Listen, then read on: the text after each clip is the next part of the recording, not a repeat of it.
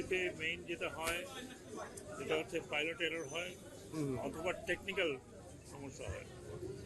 যদিও এই জাহাজগুলো পুরনো, মানে এগুলো ট্রেনিং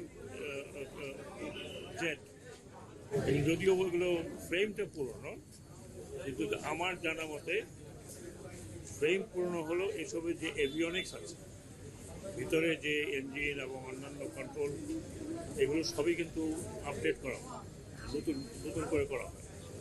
তার মানে 25 বছর 30 বছরের জাহাজ, মানে ওই 30 বছরটা চলছে, ফ্রেমটা ঠিক আছে, বাট এভিওনিক। এখন ব্যাপারটা হলো যে এগুলো মেকানিক্যাল জিনিস, এটা ব্ল্যাক বক্স অ্যানালাইসিস না করা পর্যন্ত বোঝা যাবে না যে এটা কি টেকনিক্যাল এরর না পাইলট এরর। অনেক সময় পাইলট এররের জন্য হয়ে থাকে। এখন যিনি ফ্লাইট লেফটেন্যান্ট ছিলেন, উনিও মারা গেছেন এবং উনি খুব ট্র্যাজিক, তার কয়েক মাস আগে বিয়ে হয়েছে। একই রকম ট্র্যাজিক হচ্ছে যে বাচ্চাদের, যারা একদম মা বাপের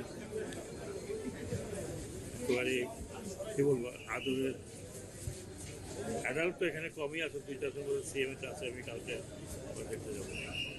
খুবই ট্র্যাজিক এটা আপনাকে মনে রাখতে হবে। এখানে নাথিং টু বিশাল করে ব্রিফ করার কিছু নেই। আর এখানে নানান ধরনের গল্পেরও কোনো সুযোগ নেই। আমাকে যতটুকু বলা হলো যে এখানে ইতিমধ্যেই 10 জন লোক মারা গেছে, এবং যে বার্ন আছে অনেকের পার্সেন্টেজ অফ বার্ন খুব বেশি। আজকে তাদেরকে নিয়ে ওনারা চিন্তা করছেন। কিছু কিছু বার্ন আছে যেগুলো ধরেন হয়তো লং টার্ম ট্রিটমেন্ট লাগবে।